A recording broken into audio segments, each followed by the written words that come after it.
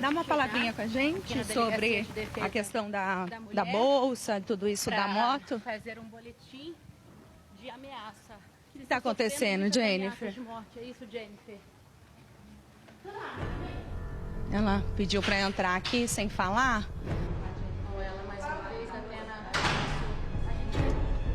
A mãe de Jennifer então decide explicar por que a família procurou a delegacia espontaneamente dessa vez. Rose conta que existem pessoas que tentam ajudar, mas entre elas tem as que ameaçam agir com agressividade. A família de Jennifer pede agora proteção da Polícia Civil.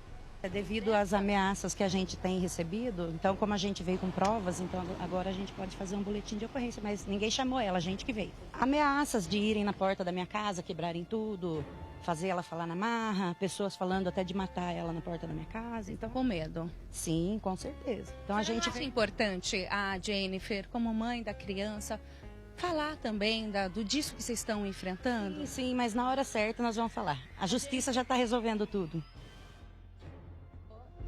A avó de Isis explica que notícias falsas agravam a situação da família e que só acredita na justiça. Esses boatos que estavam rolando em grupos, dizendo que a Jennifer havia confessado um crime, isso motivou ainda mais a população contra ela? Vocês se sentiram ainda mais inseguros com isso? Sim, nossa, com certeza. Porque pode reparar que sempre saem notícias falsas. Só que até todo mundo ter certeza de que a notícia é falsa, então eles já estão querendo já fazer baderna, eu já falo assim. A justiça com a própria mão antes de um julgamento. Sim, isso. O que a gente pede, o nosso apelo, é que esperem que as autoridades concluam o caso, entendeu? Para depois eles quererem fazer ou dar... Eu não concordo com eles querer fazer nada com ninguém, nem com quem é culpado. Por quê? Uma pessoa que ela está na mão da justiça, ela foi considerada culpada, a justiça vai ser feita com ela, através das autoridades. Eu acho que ser humano nenhum pode pegar e querer linchar, bater, agredir uma pessoa, muito menos no caso da minha filha, que até agora é testemunha. Ela não é suspeita, ela não está sendo interrogada como suspeita. Sim. Rose alega ainda que o silêncio de Jennifer não define o tamanho da dor da família. A ausência da menina já maltrata, já judia, entendeu? Já corrói a gente. E por outro lado, a gente não tem só esse problema, agora a gente tem a proteção dela, entendeu? Porque a minha família está sendo ameaçada, o meu filho não vai na escola mais, o meu marido não trabalha mais, a gente não vive mais, entendeu? Eu estive na frente da sua casa ontem, seu marido falou com a gente, disse que está sem trabalhar para justamente manter a proteção de vocês por conta dessas ameaças. Também falei com um advogado, ele disse que havia pedido para a Jennifer não dar entrevista e só na presença dele, por isso a gente estava negociando essa entrevista, tanto com a senhora quanto com a Jennifer, porque vocês sabem da importância também das reportagens para divulgar a história da Isis, acompanhar a investigação e também, de alguma forma, ajudar a encontrá-lo o quanto antes. Sim, com certeza. O interesse maior é da família. Inclusive, não estamos nas buscas devido a certas ameaças que a gente tem recebido. O nosso medo é de estar lá e acontecer alguma coisa. Para quem acompanha o caso do sumiço de Isis Helena desde o princípio, a ausência da mãe da criança gera questionamentos. A mãe está aqui disposta a falar, esclarecer o posicionamento da Jennifer. Por que a Jennifer está se ausentando, não quer falar mais nas reportagens? Se a senhora entende que essa falta dela também motiva o julgamento das pessoas, por que a mãe não está atrás falando, mostrando o que ela está passando e a coloca, de certa forma, como suspeita essa questão? No meu pensar, eu acredito assim. Quem vai descobrir tudo é a polícia, é a delegacia, é os responsáveis pelo caso. Então, a gente dar entrevista ou não vai mudar essa situação. Pelo contrário, as entrevistas que a gente tem dado, as pessoas que estão contra nós sem ter provas, são pessoas que distorcem tudo que a gente fala. Por isso, não iremos mais gravar entrevista. Segundo Rose, Jennifer está contando com a ajuda do advogado para indicar todos os lugares por onde ela passou naquela manhã antes de perceber o sumiço da filha. Ela falou em todo o tempo para a delegada tudo o que aconteceu. Passamos os endereços que ela passou naquele dia, sabe? A gente mostrou, pegamos os endereços, pegamos as câmeras que tem nas ruas, nos lugares que ela passou. Entregamos todo o endereço, o advogado entregou tudo para a delegada, entendeu? Para esclarecer tudo, todos os passos, não tem o que esconder. Não tem o que esconder, porque o que ela falou, ela está batendo na mesma tecla, está sendo averiguado nas imagens e pronto. O que tinha na bolsa? Ela foi buscar ou levar alguma coisa? Ela deixou na sua casa, ela deixou na casa dela? O que foi exatamente? Só para a gente encerrar esse assunto. Então, o que tinha na bolsa, ela já passou para a delegada, entendeu? Não vou entrar nesse detalhe, não vou falar o que tinha. Ela deixou na sua casa ou ela voltou com a bolsa? Não, ela já falou para a delegada. Eu vou parar agora aqui minha entrevista, porque eu vou entrar ajudar minha filha lá com o BO. Eu acho que eu já falei até demais, tá? Mas pode ter certeza que depois da reviravolta, nós vamos gravar muita entrevista, sim, e ela vai mostrar a cara, sim. E quando quer falar com a gente aqui, uma palavrinha só? Não, nem eu não podia estar falando, para falar a verdade, tá bom? Obrigada. Tá bom? Muito obrigada. Vai seguir, então, para conversar com a filha, que está registrando o boletim de ocorrência sobre ameaças sofridas na tarde de ontem. Minutos depois, Jennifer sai da delegacia com um boletim de ocorrência nas mãos. Ela conversa com jornalistas e tira apenas algumas dúvidas sobre o problema que está enfrentando, além do sumiço da filha. Jennifer mostra a prova entregue para a Polícia Civil identificar o responsável.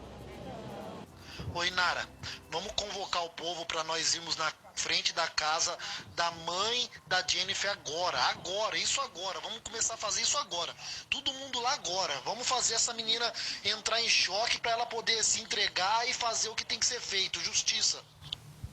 Então... Isso aconteceu? Sim, foram lá, só que a gente contou com a polícia. Jennifer então nega dar mais detalhes sobre como tem sido os dias sem a filha. Como é que você tá, Jennifer? 11 dias sem ela. Tô angustiada, né? Mas, gente, eu não vou dar entrevista, não. Você não entende que essa ausência sua nas gravações acaba que a população usa isso contra você? Eu não tô nem aí, entendeu? A Jennifer está aqui, então, de encontro com a família, ela está bastante abalada e com o boletim de ocorrência nas mãos. Ela veio aqui justamente registrar essas ameaças, o áudio que ela acabou mostrando para a gente sobre a população que estava mobilizada para ir na frente da casa dela, causar situações para a família. Então, por isso ela veio espontaneamente à delegacia e ela diz que só vai falar mesmo quando ela for autorizada pelo advogado. O advogado não deu retorno para a família. A mãe e a tia dela estão aqui também acompanhando toda essa história, todo mundo muito abalado, e eles insistem em dizer que em nenhum momento ela se contradisse, está à disposição da justiça e só deve esclarecimentos para a polícia. A Polícia Civil também já ouviu 2 Leonardos, 2 homens apontados como investigados. O primeiro, que teria mandado uma mensagem dizendo que estaria com a menina, teria sido trazido até a delegacia e esclarecido, dito que não tinha nada a ver com essa história. Ele também negou conhecer Jennifer. A tia de Jennifer também diz que ela nega conhecer esse rapaz e que os dois sequer são amigos nas redes sociais. O boato, que teria envolvido o nome desse homem, indica que Leonardo teria um relacionamento com Jennifer e que os dois teriam cometido o crime. Caso já esclarecido pela Polícia Civil, apesar de que a polícia pode chamar novamente a pessoa para depor. Veio mais um Leonardo também apontado como investigado. O que chamou a atenção da Polícia Civil foi o carro desse rapaz passando em um circuito de segurança. Logo atrás, a moto de Jennifer. 1 hora depois, esse mesmo carro teria voltado pela mesma rua, mas a moto não apareceu mais. A polícia analisou essas imagens e percebeu que havia uma ferramenta, uma pá, em cima desse carro. Por isso, pegou para ser periciado e liberou também esse rapaz chamado Leonardo. Ele diz que passou a morar nessa casa onde estava esse carro estacionado dias antes da menina Isis Helena desaparecer. Por que ele foi chamado novamente à delegacia e esse carro foi levado mais uma vez para a perícia? A polícia entendeu, percebeu que ele, de alguma forma, conhecia a família de Jennifer. O próprio Leonardo, segundo o investigado, disse que realmente teve um envolvimento amoroso com uma parente de Jennifer. A polícia investiga todas as pessoas diretamente ligadas à família para, então, apontar um suspeito. A movimentação da polícia continua. Também encontramos a delegada responsável pelo caso. Nada sobre depoimentos, contradições, nada, doutora? As buscas continuam, as oitivas ainda estão sendo realizadas, a gente está aguardando o laudo pericial. A investigação está sendo feita, então por hora eu não posso dar informação nenhuma. Só sobre... Houve alguma contradição sobre a situação das bolsas, se a mãe tinha saído ou não com a bolsa? Isso é investigação, eu não posso te relatar o que a gente está fazendo. Obrigada, doutora. Tem alguma previsão hoje de mais gente para ser ouvida? Tá bom. É a doutora Cíntia que está encabeçando o caso e, segundo a própria equipe de investigação, praticamente ninguém tem acesso aos depoimentos. Então, a Polícia Civil não deixa claro se a mãe da criança, Isis Helena, a Jennifer, se ela teria relatado já desde um primeiro depoimento que ela estaria carregando uma mochila e uma bolsa que foi pega para a perícia cerca de uma semana depois desse sumiço. Segundo informações precisas, existe uma imagem que a Jennifer aparece na moto, de capacete, com uma mochila e também com uma sacola, uma bolsa grande aqui no ombro esquerdo. Isso a Polícia Civil investiga, faz a perícia nessas bolsas e tenta entender.